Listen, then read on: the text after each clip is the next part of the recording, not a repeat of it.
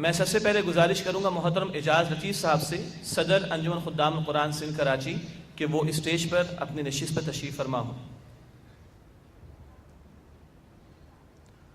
میں گزارش کروں گا محترم راحت کمال صدیقی صاحب سے، جو کہ نائب صدر ہیں انجمن خدام القرآن سندھ کراچی کے، کہ وہ بھی اسٹیج پر اپنی نشست پر تشریف رکھیں۔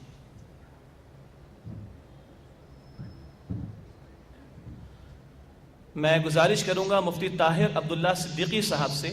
سیکریٹری انجمن خدام القرآن سندھ کراچی، کے وہ بھی اسٹیج پر اپنی تشریف فرما ہوں۔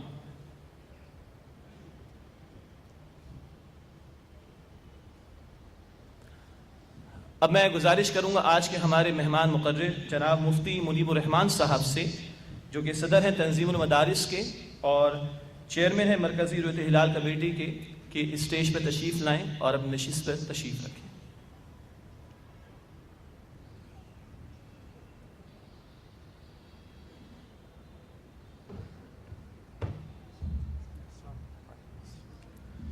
اب میں گزارش کروں گا نگران انجمن خدام القرآن سندھ کراچی محترم حافظ عاقب سعید صاحب سے، کہ وہ اسٹیج پر تشریف لائیں۔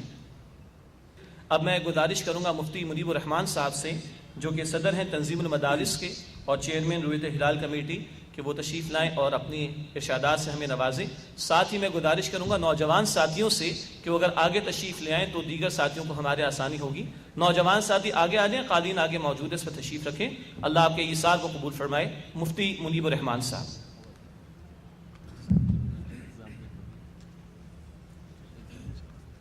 بسم اللہ الرحمن الرحیم۔ الحمد للہ نحمده ونصلی ونسلم علی حبیبہ الکریم سیدنا و مولانا محمد وعلی آلہ و اصحابہ اجمعین، اما بعد۔ انجمن خدام القرآن سندھ کراچی کے حسب مراتب تمام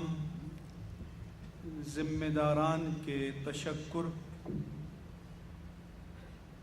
کے بعد، معزز خواتین و حضرات،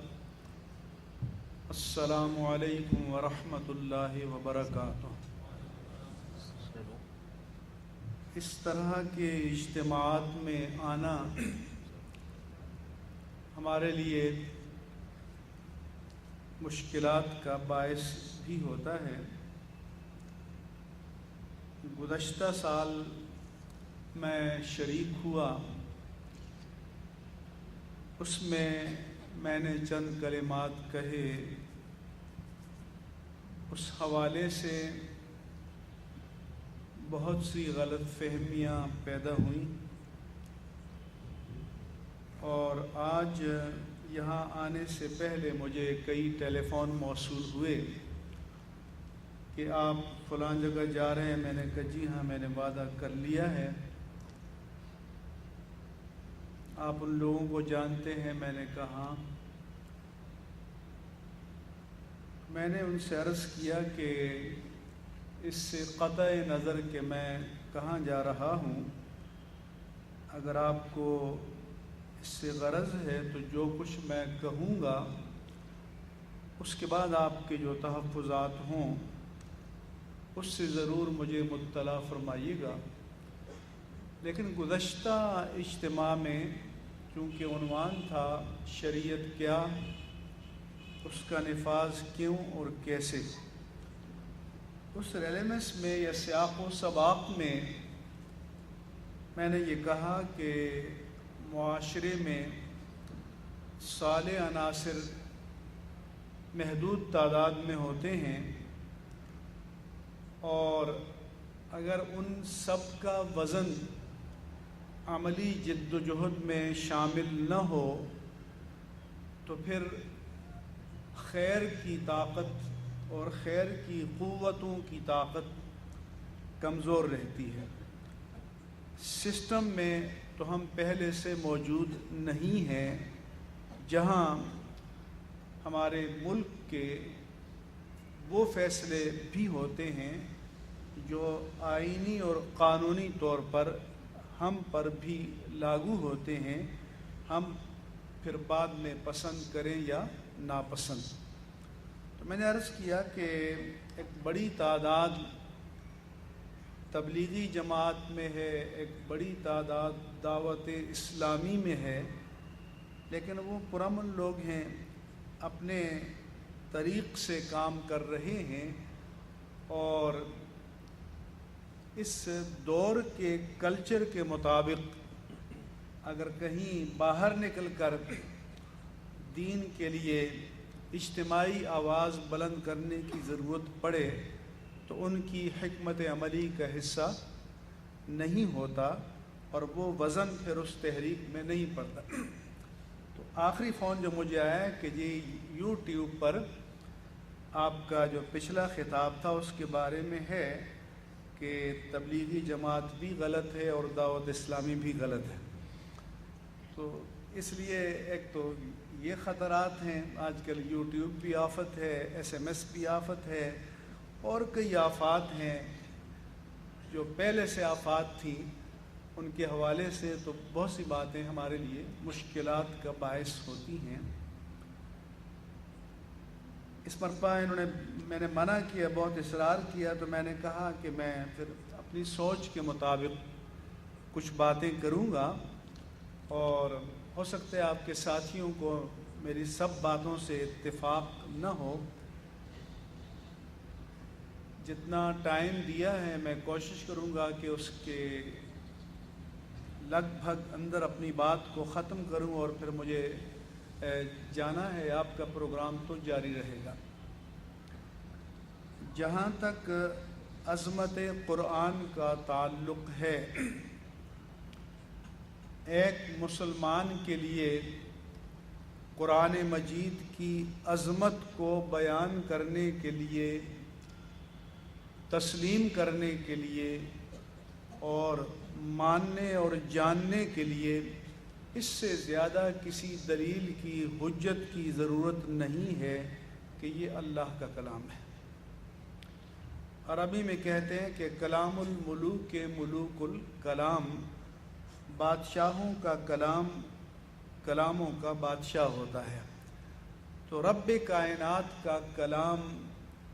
اس کی صفت ہے، اس کی شان ہے، تو مومن کے لیے، مسلم کے لیے اس کے بعد کسی دلیل کی ضرورت نہیں رہتی عظمت کے حوالے سے۔ باقی آیات اور ساری چیزیں ہم بہت بیان کر سکتے ہیں، لیکن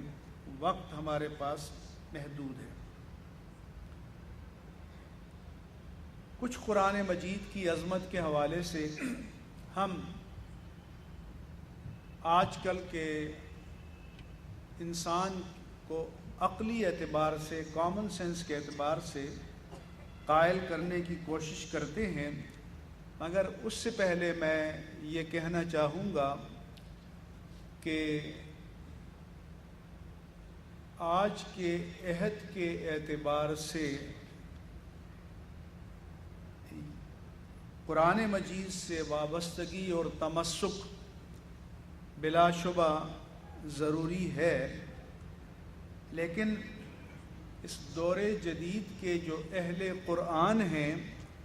ان کی سوچ سے مسلمانوں کو بچانا بھی ضروری ہے۔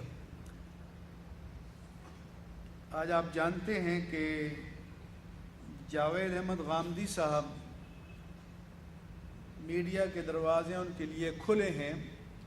تو کہتے ہیں بتائیے قرآن میں ناموس رسالت کی یا شان رسالت میں توہین کرنے والے کے لیے کوئی سزا تو نہیں ہے؟ میرے مطالعے کے مطابق نہیں ہے۔ ان کا مطلب یہ ہے کہ اگر قرآن میں کہیں یہ منطوق ہوتا کہ من سب رسولا فاقتلوہ ہو یا من اہان رسولا فاقتلوہ ہو، کہ جو رسول کو معاذ اللہ گالی دے، یہ اہانت کرے، اسے قتل کر ڈالو، تو وہ میں مان لیتا۔ چونکہ نہیں ہے تو وہ کہتے ہیں ہم نہیں مانتے۔ تو اس لیے میں جب ان کے ساتھ مکالمے میں گیا تو میں نے کہا کہ بات دین کی کرنی چاہیے، بات شریعت کی کرنی چاہیے، اور شریعت قرآن، سنت اور اجماع امت کے مجموعے کا نام ہے، اور اگر آپ ان چیزوں کو قرآن مجید سے مربوط کر کے دین کی بات نہیں کریں گے تو پھر اہل قرآن آپ سے یہی سوال کریں گے۔ اس لیے لوگوں کی سوچ اور فکر کو صائب رکھنے کی ضرورت ہے، اور یہی ہمیں قرآن نے بتایا کہ جب قرآن نازل ہو رہا تھا تو رسول اللہ صلی اللہ علیہ وآلہ وسلم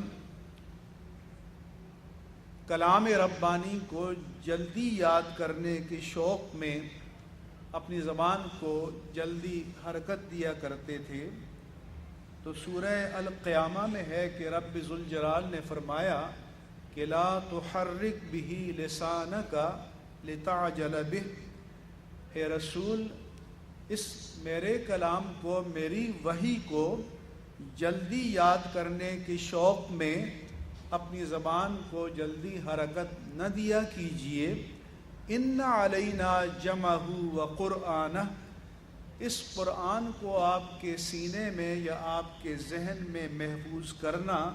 اور آپ کی زبان پر جاری کرنا یہ آپ کا نہیں، ہمارا کام ہے۔ فَإِذَا قَرَأْنَاهُ فَاتَّبِعْ قُرْآنَهُ، جب ہم پڑھ لیں یعنی ہمارا بھیجا ہوا فرشتہ پڑھ لے تو آپ اطمینان و سکون کے ساتھ اسے پڑھ لیا کیجئے۔ لیکن پھر یہاں پر ختم نہیں کیا، فرمایا کہ ثم ان علینا بیانہ، یہ نہیں فرمایا کہ اب جب کہ آپ کے پاس منطوق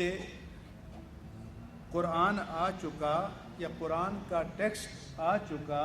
یا قرآن کے کلمات آ چکے، اب نہ اس کے آگے کچھ ہے نہ اس کے پیچھے کچھ ہے، بلکہ یہ فرمایا کہ پھر اس کا بیان بھی ہوگا اور وہ بیان بھی ہمارے ذمے ہے۔ یعنی جہاں سے قرآن آیا ہے وہیں سے بیان بھی آئے گا، لیکن وہ بیان کسی غامدی صاحب پر نہیں آئے گا، جس پر قرآن آیا ہے اسی پر بیان بھی آئے گا۔ میں ایک مرتبہ یہ لاہور میں ایک پاکستان ایڈمنسٹریٹو اسٹاف کالج ہے، وہاں گریڈ 20 کے آفیسرز ایلیویٹ ہوتے ہیں تو ان کی ٹریننگ ہوتی ہے، کبھی کبھی وہ بلاتے ہیں۔ تو ایک صاحب نے مجھے پرچہ بھیجا کہ مفتی صاحب حدیث میں تو اختلاف ہے، باقی بھی چیزوں میں اختلاف ہے، تو ایک قرآن پر سب کا اتفاق ہے، تو ایسا کیوں نہ ہو جائے کہ ہم سب قرآن پر جمع ہو جائیں، جھگڑے ختم ہو جائیں، تنازع ختم ہو جائیں اور امت یکجا ہو جائے۔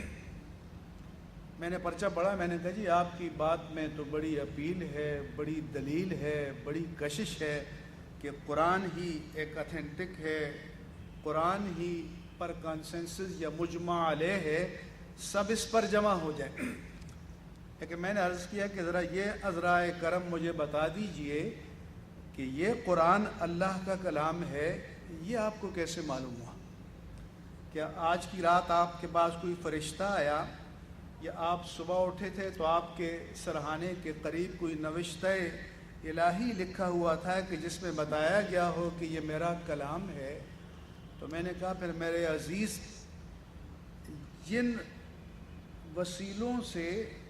ذریعوں سے سلسلہ بسلسلہ عہد رسالت مآب صلی اللہ علیہ وآلہ وسلم سے ہمیں یہ پہنچا کہ یہ قرآن اللہ کا کلام ہے، انہی سے تو ہمیں یہ پہنچا ہے کہ حدیث رسول اللہ کا کلام ہے۔ اور اگر حدیث کے کلام رسول ہونے کے بارے میں وہ لوگ حجت نہیں ہیں تو پھر قرآن کے کلام اللہ ہونے کے بعد حجت ہو جائیں گے۔